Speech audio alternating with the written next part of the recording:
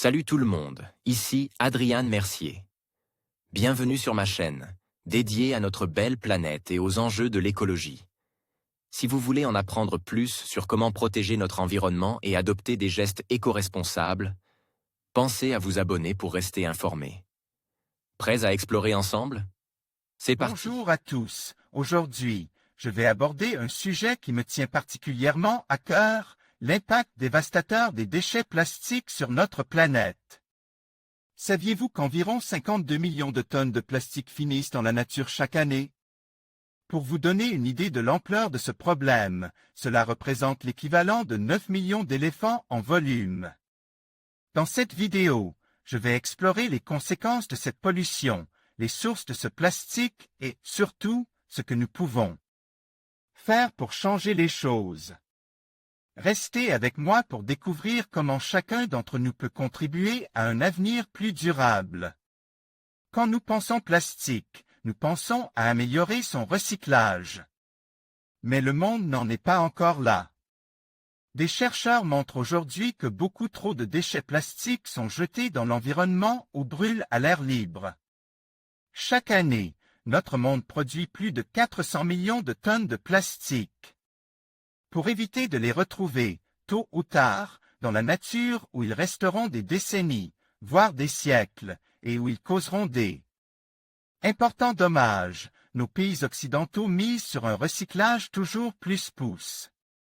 Mais une étude publiée par des chercheurs de l'Université de Leeds, Royaume-Uni, nous apprend aujourd'hui que des efforts au moins aussi importants sont à faire sur deux autres points. Beaucoup de déchets plastiques ne sont en effet toujours pas collectés. Beaucoup, également, sont brûlés à l'air libre. Et ce sont là les principales causes de la pollution plastique dans le monde. Dans la revue Nature, les chercheurs expliquent comment ils ont utilisé l'intelligence artificielle pour modéliser la gestion des déchets dans plus de 50 000 villes. Et calculer d'abord que 52 millions de tonnes de déchets plastiques pénètrent notre environnement chaque année. Ils ont plus exactement fait le calcul pour 2020. 52 millions de tonnes, c'est autant que presque 9 millions d'éléphants d'Afrique. Et assez pour faire plus de 1500 fois le tour de notre Terre. 52 millions de tonnes de déchets plastiques, c'est difficile à imaginer. Alors pour aider à s'en faire une idée, les chercheurs de l'Université de Leeds, Royaume-Uni, nous proposent une comparaison qui donne à réfléchir. Université de Leeds, la pollution plastique, un fléau pour la santé. Entrant dans les details, les modèles des chercheurs révèlent que plus du tiers de la pollution plastique à l'échelle de la planète provient de déchets non collectés. Par ailleurs, en 2020, environ 30 millions de tonnes de plastique ont été brûlées sans aucun contrôle. Et ce, malgré les risques que cela comporte pour la santé humaine notamment, malformations neurodéveloppementales, reproductives et congénitales qui peuvent être provoquées par les additifs chimiques présents dans les plastiques. Le saviez-vous? À elle seule, l'Inde a été responsable de 9,3 millions de tonnes de déchets plastiques jetés dans notre environnement en 2020. Le pays est accompagné sur le podium des plus importants pollueurs plastiques par le Nigeria et l'Indonésie qui arrivent tout de même assez loin derrière avec respectivement 3,5 et 3,4 millions de tonnes de déchets plastiques. Les pays dits du Nord, eux, jouissent d'un système de collecte assez efficace et sont, de fait, plus confrontés à une pollution aux microplastiques.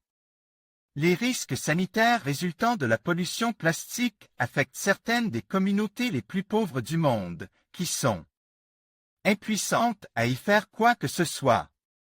En améliorant la gestion de base des déchets solides, nous pouvons à la fois réduire massivement la pollution plastique et améliorer la vie de milliards de personnes, commente Josh Cotton, spécialiste en pollution plastique à l'Université de Leeds.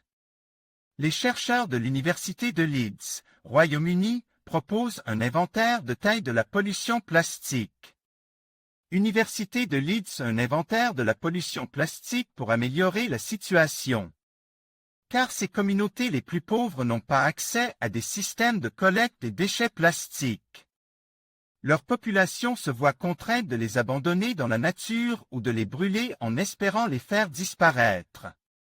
Selon la zone géographique, la pollution plastique prend une forme différente, celle de débris que l'on retrouve dans l'environnement, ou celle générée par l'incinération des déchets à l'air libre.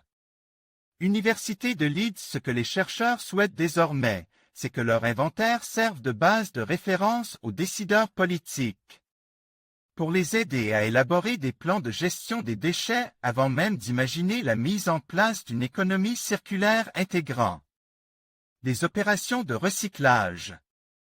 Ils comptent aussi utiliser cet outil pour suivre les progrès réalisés en la matière au fil du temps. Un peu comme ce qui a été fait avec les inventaires des émissions de gaz à effet de serre pour fixer des objectifs dans le cadre de la lutte contre le réchauffement climatique anthropique. En conclusion, chaque année, 52 millions de tonnes de plastique se retrouvent dans la nature, un chiffre alarmant qui équivaut à 9 millions d'éléphants en volume. Ce constat nous rappelle l'urgence d'agir pour préserver notre environnement.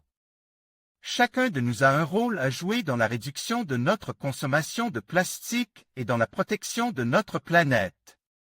Ensemble, nous pouvons faire la différence et construire un avenir plus durable.